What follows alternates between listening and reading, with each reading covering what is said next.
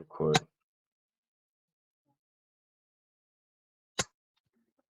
Ballers, Hoopers, dunkers. shooters. It's that time again. Welcome to another episode of Ballers Block. We're in week 2. The block is hot. The block is hot. The block is hot. So what? Week 2? Week 2 for us. Mm-hmm. What is this? Week 3 or 4 for the NBA? No, week 3 for the NBA.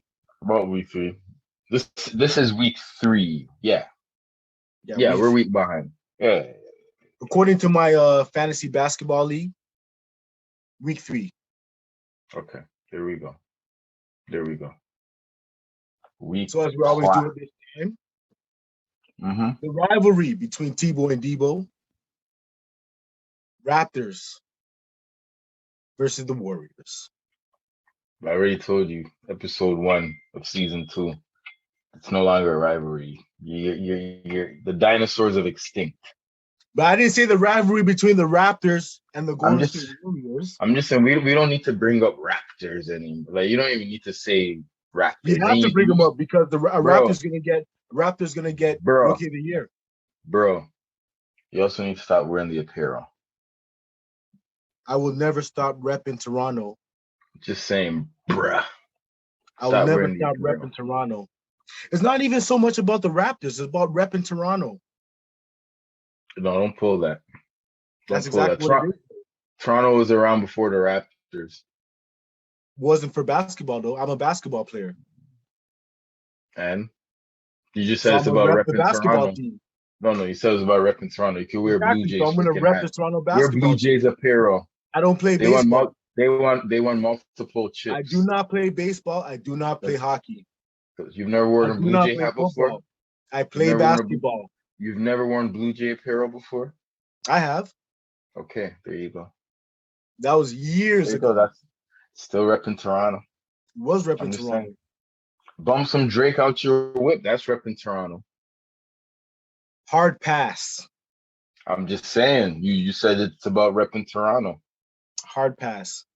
You might want to move into the camera a little bit. You're like, your hat. There you go. I'm like, why are you hiding your face? You know what it is? Because the camera lens is kind of right there, and I feel more comfortable chilling right here. But yeah, it's got you on the half face thing. You know what I mean? Two-face, basically. But yeah, week 2. What we got in store? I know we usually do the pregame, then we get into the first quarter. So run down the pregame, or did we just do the pregame right there with the non-existent, not the non-existent rivalry? The Raptors are struggling. You're holding on to a potential Rookie of the Year. Well, what other rookies are in the league right now? Hold on. What other rookies are in the league right now? First and foremost. Well, the two noteworthy rookies. What other noteworthy rookies are in the game right now that we can even say there's competition? Because I've only heard one name. Who? The kid Mobley from Cleveland. I think it's Eric Mobley. You think? So he's not noteworthy because his name doesn't ring a bell, really. I think his name don't ring a bell too tough. And then Jalen Green from Houston. I actually just started the season in 2K, and I got him as my starting 2. I drafted him. What was I? 4th overall. I drafted him 4th overall. I got 4th overall pick. And how's he going? How's it going for you? He's pretty nice. I think he's averaging like 25 right now. 25, you think? Yeah, he's buckets for me. I mean, but I play 2K different. I play 2K with unknown. He does. In 2K, he definitely does. And I always play with like unknown. I prefer playing with unknown players rather than playing with like the superstars.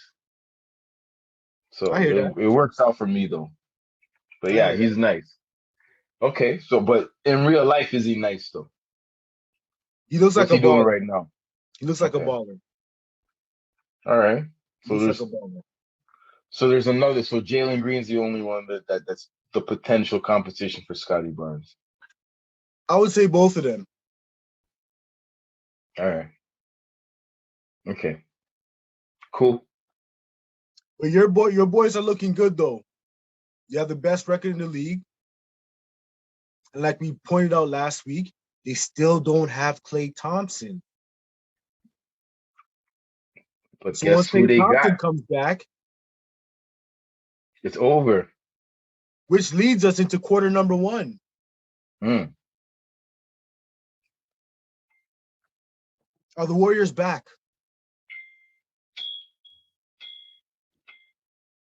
I don't know if we could say, okay, which Warriors? Well, they'll never be what they were before. I mean, they could. They can have another run at being that. Not for a long period of time. Maybe like a 1 year where it's like, this is our last, hurrah before we all throw in the towel kind of thing. Like how kind of like the Bulls did towards the end of like Jordan's career. I felt like, you know, with the way Steph is right now, I think again mentally and maturity wise, he's in a different stratosphere in terms of his understanding of the game and himself. I feel like when Klay comes back during this whole hiatus, he's doing a lot of soul searching and understanding like who he, needs to be and what he needs to do to continue playing the way he is. And I feel like his shot, as nice as it was, is probably at a different level of like elite at this point. Draymond is like my only concern because he's an undersized big man. Age and obviously, his speed and agility is eventually going to slow down. He can't shoot. I know no one roasts Draymond, but we want to talk about Ben Simmons, and they basically do the same thing. But we'll leave it at that. But Ben Simmons is a better overall. I'll leave it at that. But pretty much, yeah, it's like that. Draymond is the only, and Wiseman. If he can get to where Draymond is, they'll be fine. That's the one link I think they need in order for them to be like the Warriors that won their first chip. I think they can be that. Right now, they could be that. If Klay comes back and like everyone stays healthy, they could be that. Those Warriors. KD. But maybe in maybe a year, 2 years, I think they can make that final run to say this is the last of the last, and hopefully Wiseman's like at that level where he can contribute in a bigger way. And then I don't know if Wiggins is going to be on the team at that point, but I feel like they should keep a lot of those guys like Jordan Poole, Toscano Anderson. I was about to say the others, like Shaq likes to say. Jordan Poole plays unconscious, bro. He has no like. You know what he is to me?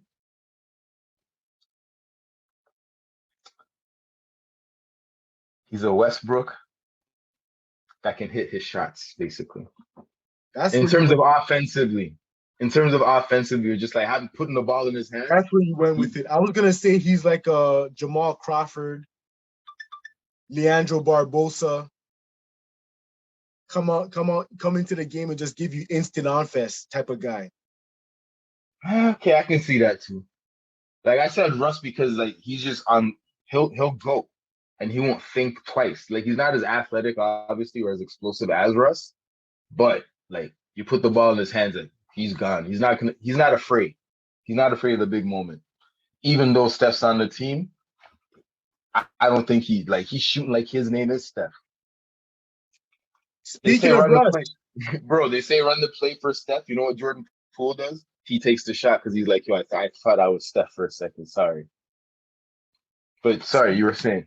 Speaking of Russ, it's a great segue into quarter number 2. Well, I gotta take a sip. I don't want to give no, product branding. The Lakers. Refreshing. The Lakers. They're in trouble. Apparently, LeBron might be gone for a month or 2. That's what I heard Skip and them say. So right now, the Lakers are at 5-5. It's still early, but they look like they don't have chemistry. They don't. They don't. But my thing is this. What's your thing? Let's hear it, Debo. Let's hear it, Debo. The most star power that has ever been assembled in the NBA. In the history. History. You think so? Yeah. Because again, we can go back to Shaq, Kobe, Malone, and Gary Payton. But Gary Payton was at the end of his road. So Karl Malone was definitely at the end of his road. The next year. There you go. And those guys really, like, Gary Payton wasn't the same Gary Payton. You look at the Lakers now. Still played like 2-3 more years after that. But now you look at the Lakers. Anthony Davis is pretty much prime Anthony Davis. LeBron is the GOAT, quote unquote. Melo's still, Russ is still, and then all the other guys that got on the team are still, you know what I mean? So I would count the Lakers as having 6 potential Hall of Famers. 5 of which are probably first ballot. Right. Rondo might be first ballot as well. Yeah. So that would be 6. And then they have 4 players that have made the 75 greatest team. Okay. Yeah. I would agree with that. And it should be 5 because I would agree with that. Dwight Howard should be on that team. With that said, if these guys don't get it together, this might be the biggest disappointment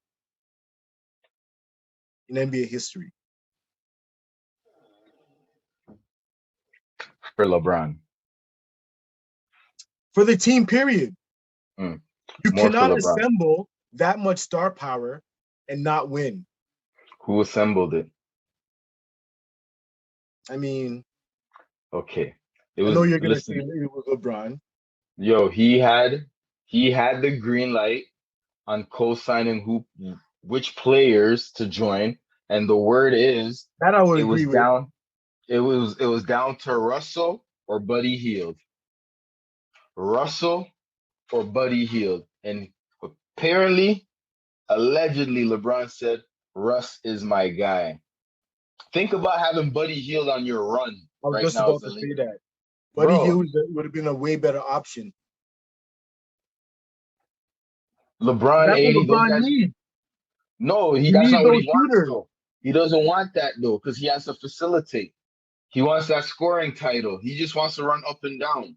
And that's why Russ, in his head, Russ was a perfect fit. Think about it. The way Russ plays is perfect. LeBron is touted as being so smart. He feels so smart. He realized that Buddy Hield was a better option. No, but at this point, you're desperate. You've done. Okay, let me put it this way. Think about everything LeBron has accomplished in his careers, all his accolades, all the heights he's reached, all the doubters, naysayers that he's proven wrong. But yet, we're still saying Jordan is the GOAT. You're still second. And then people are still saying, you're still behind Kobe, bro.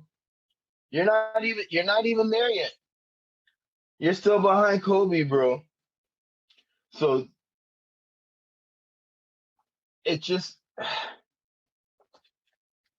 so to me, I'm looking at it, he has to achieve, he feels he has to achieve so many other things. So he's won the chip in Cleveland, went back in their first ever chip, whatever.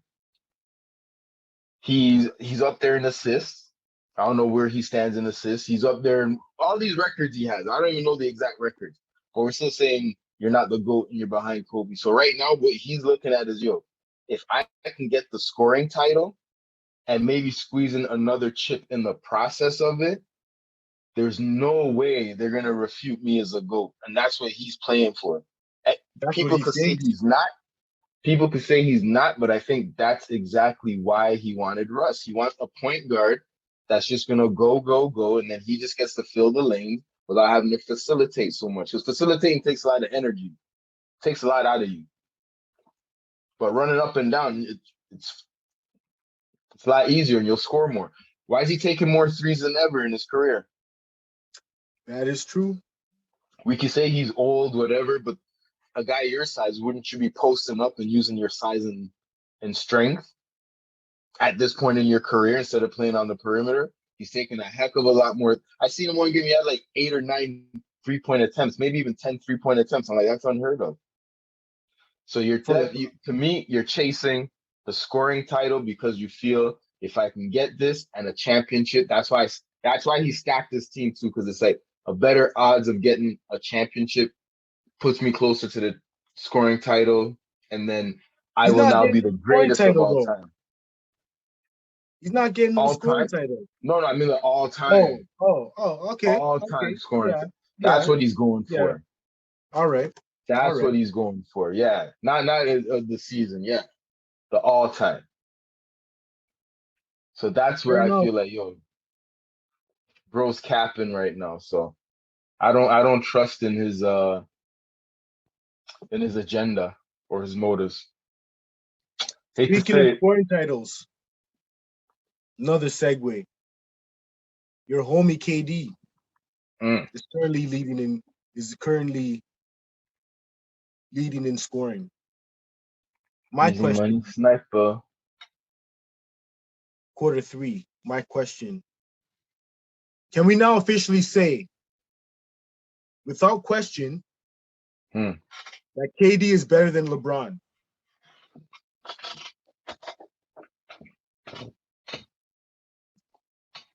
I mean, overall, I've been saying that. The basketball world is probably going to be split on that, only because everyone still has an asterisk on KD going to the Warriors to win his chip.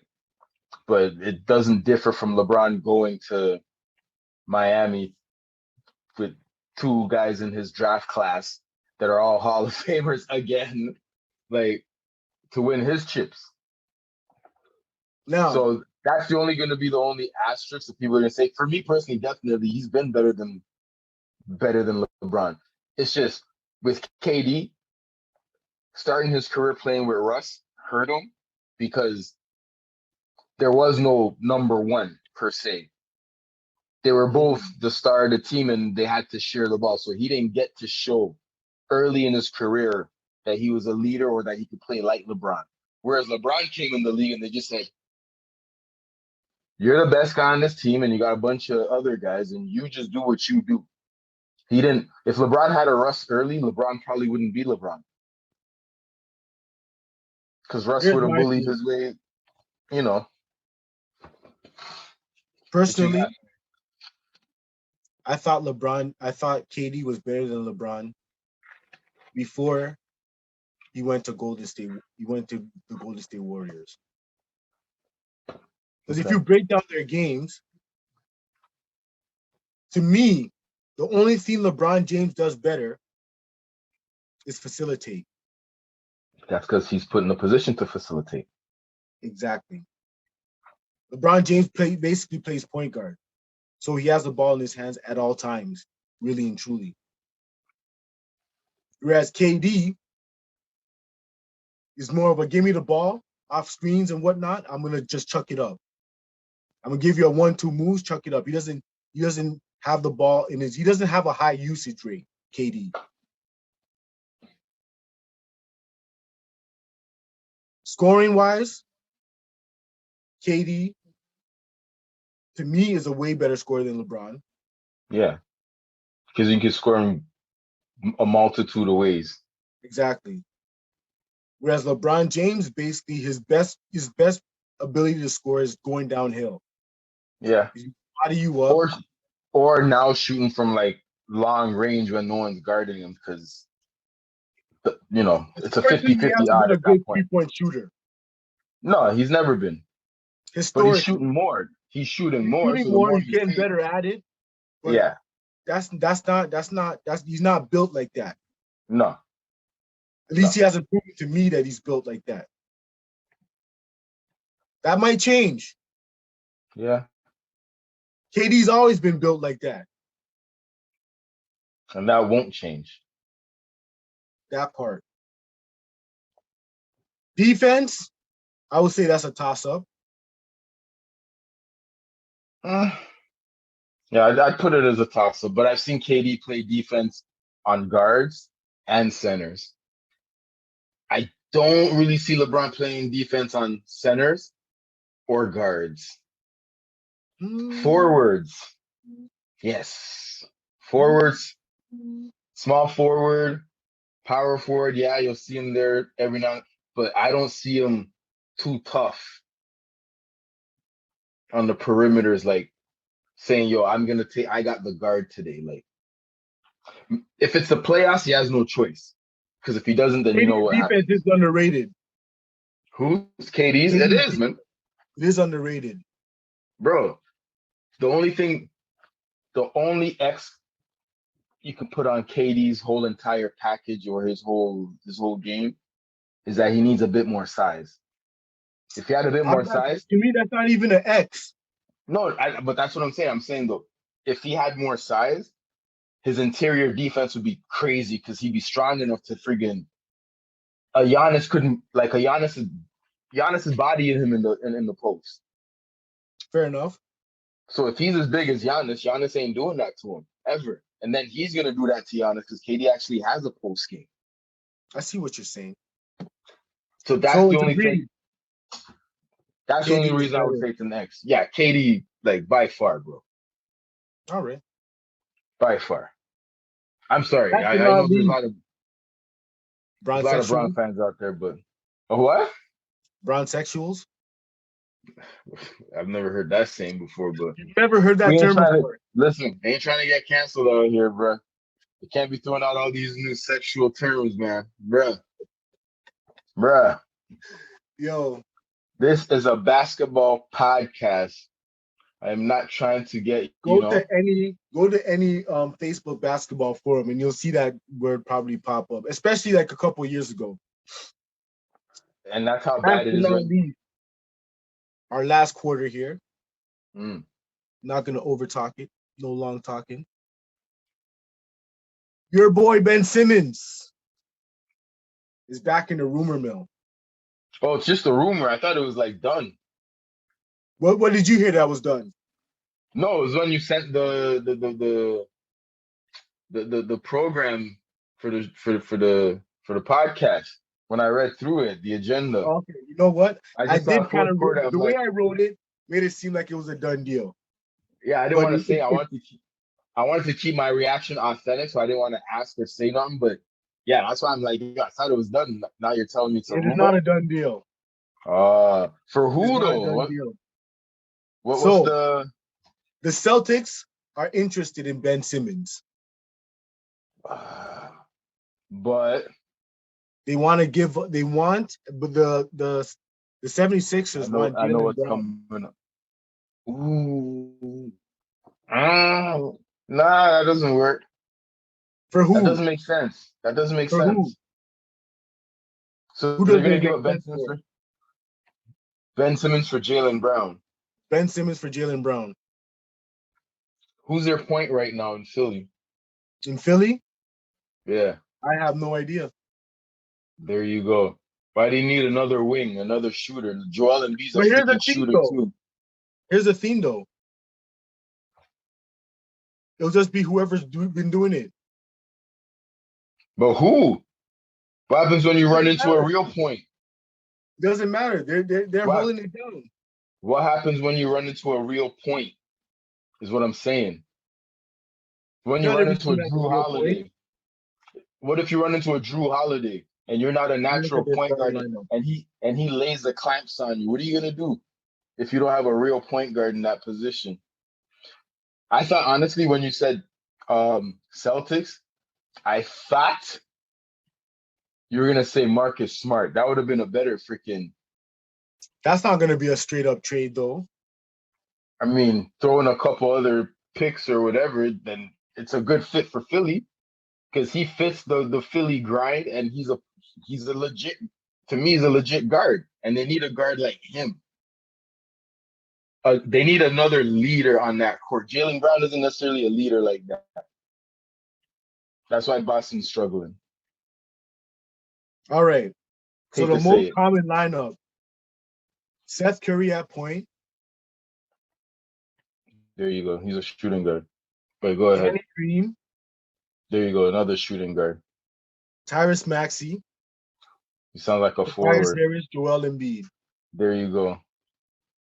And then there's another one that has Tyrese Maxey at point guard, Seth Curry at shooting guard, Shake Milton at small forward, whoever this P. Reed guy is, and then Joel Embiid. Bruh.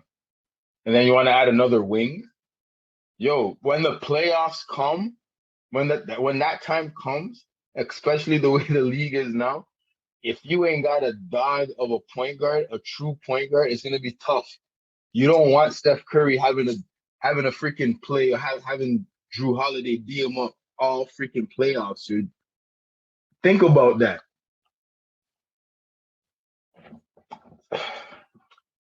That's the way I'm looking at it. That's the way I'm looking at it. But if they want Jaylen Brown, they can take Jaylen Brown. But I do feel like homeboy Ben Simmons going to Boston is a good look. Because then Jason Tatum is gonna get to score like at will if he wants. But as much turmoil as the 76ers have, they're sitting at second in the East right now. For now. Remember, this is one thing I always say. When there's turmoil like this and it causes one of the main players to play a lot harder than he needs to or should be, injuries always follow, especially when man's already have history of injuries. You already see, look at the Lakers right now. LeBron's gone almost 2 months, 1 to 2 months. AD's already showing, he's been injury prone. But there's turmoil. It's because all the wheels ain't clicking like it should be. And mans are doing more than they should have been that they were prepared to do. And now it's starting to show early in the season. So that's going to happen with Philly at some point. Like Joel Embiid's playing hard, but I'm afraid playing too hard is eventually going to start taking a toll on him. And so the long and short of it, you don't like the trade? Nah, just keep your run the way it is. If anything, with or without Ben Simmons, you get rid of him and you get Jaylen Brown, it's going to cause more turmoil. So now, how are you going to share the ball? You like how are you going to share the ball? What do you mean? Who's going to get shots up? Tobias Harris, Jaylen Brown, Seth Curry, Joel Embiid. Who's getting shots? You're adding another wing. Jaylen Brown's a pure scorer. What's going on? I mean, everyone's a scorer on that team. Where's the defense? Jaylen Brown's a good defender. Jaylen Brown? Yeah, he's a good defender. Okay, and then who else on Philly? Danny Green and Joel Embiid. Danny Green's done. Danny Green's prime was in San Antonio, bro. He came to the Raptors and coasted, yo. Listen, when your prime is done, you can still play defense. Nah, bro. Nah. Have you seen you seen his knees? You seen his legs? It's all effort. He has no mobility, no lateral mobility anymore, man. I'm telling you, it's Fugazi defense. Defense. I'm just saying, yo. I watch him play enough to be like, yo, this guy, he's overrated as a defender because he's in the right place at the right time, I guess, if you want to say he's that kind of defender. But you put him in front of somebody, he's getting dealt with. Nah, man. Like I said, right place at the right time. That's called luck. It's called luck. Marks. Luck. That's called court awareness. Tell me the last time you saw Danny Green make a spectacular defensive play. To be honest, I don't really watch Philly like that. When he was with the Raptors. Tell me a time when you were like, oh my gosh, Danny Green locked that guy down. Oh, he played excellent defense for the Raptors. When? When he when he chased down Klay Thompson and made him miss. which resulted in getting injured. Oh my God. So his footsteps spooked Klay Thompson into the injury. There you have it, folks. He jumped. You can't make this up. You definitely can't make this up. Yeah, so like I said, San Antonio was his prime, and I think we're done with his prime. But I mean, again, whatever Philly feels they need to do, that's good for them. My boy Ben Simmons can go put on that Celtic green, team up with his fellow light-skinned brethren. So he liked the trade for the Celtics, but not for Philly. Yeah, I think Philly's making a bad mistake. They're just gonna run into more issues. Because think about it, Jaylen Brown is getting traded from a team where he was basically the second guy, and he was getting enough shots as he wanted. And there were still probably issues there because there's no, it didn't seem like it was balanced enough. Nothing, it wasn't working that way. Now he's gonna go to another team where they already have scorers, and he's gonna have to figure out how many shots he can get up, and then probably Joel again. We'll see how it works though. But the way I'm looking at it, I think it's terrible, terrible, terrible, terrible. That's the way I'll put it. I don't think it's terrible. I think it could work. We'll see. Unless Philly's planning on doing like a 3-team deal or something where you get Jaylen Brown and then send him off somewhere and get another like. And that could very well be the case. They really should have tried to get Kyle Lowry. I don't think they wanted to pay Kyle Lowry that money though. They should have just traded Ben Simmons. Again, Kyle Lowry's got a couple of years left before he's done.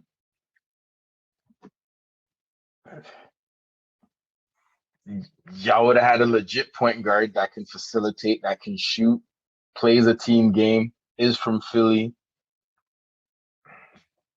He has good character, good habits. It would have been perfect. Look how he's gelling perfect with Miami. Miami's #1 in the East right now. It's almost like Kyle Lowry was like he was meant to be there. It's like Toronto all over again, basically. He fell in love with Florida after being in Tampa all last year. You know what? Basically, Miami is. It's not exactly the same. However, it's basically Toronto with Kawhi, where Jimmy Buckets is like the Kawhi there. The same kind of dog, the same kind of mentality, the same grit, the same like. They don't have superstars on the run per se. They have an all-star in Jimmy Butler, and then they have other guys. What's the name? Is Siakam? Bam, yeah. A better version of Siakam. Sure. We'll call Tyler Hero Van Vliet. The thin move.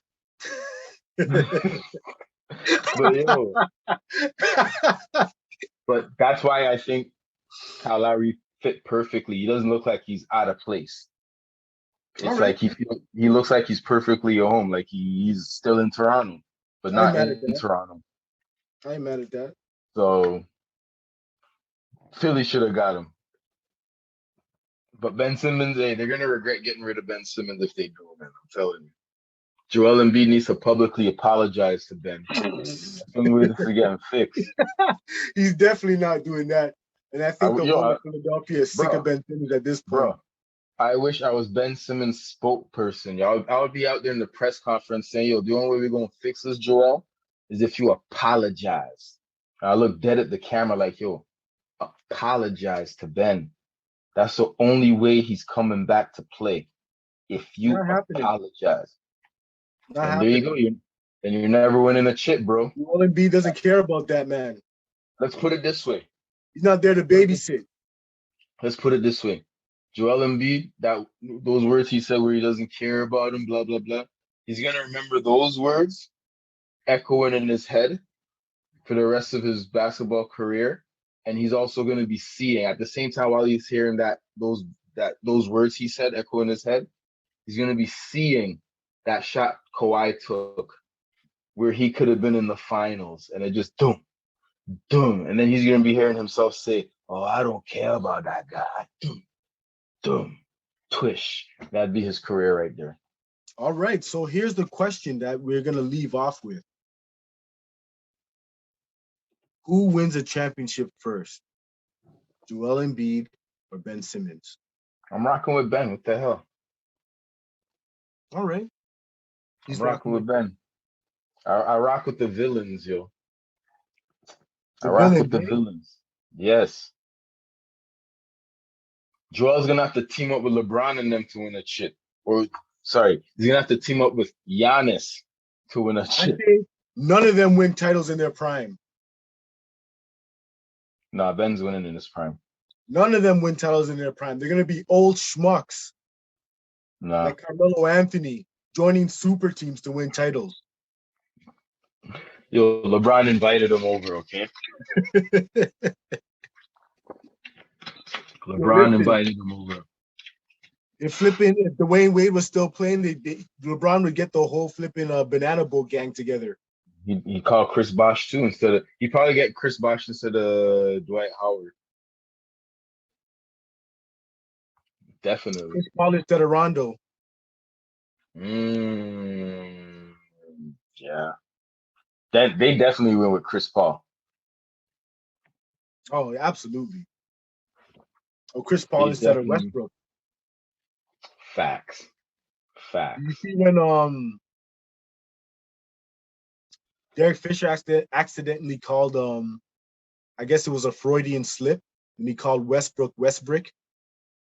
Because Skip and them keep calling him that though. It's an easily mistakable Westbrick.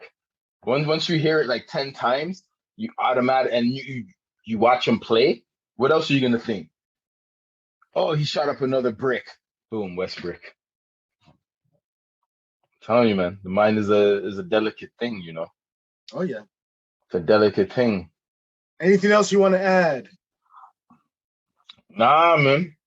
I'm just looking forward for this season to intensify for the storylines to pick up. We need big boy Zion to get on a meal plan and get back on the courts like soon time, because bruh. By meal plan you mean diet? Yeah, because I didn't want to could actually fatten him up even worse, depending on what it is. I was trying to be political. I didn't want to say diet. I didn't want to seem like I was shaming the man, but bruh. He's a guy. You can't body shame men. No, I will not. Not yet. No, it's not that you can't. I will not. Even if you wanted to. Yes, you can. We got feelings too, bruh. Of course you do, but nobody would care. I care. That's what I'm trying to say. It starts with That's you. Exactly. Society doesn't care. It starts with you. Doesn't care. I am society. I am the law. All right. All right, ladies and gentlemen. I got nothing. Episode number 2, week number 2. For facts. Rhapsody. Buzzer.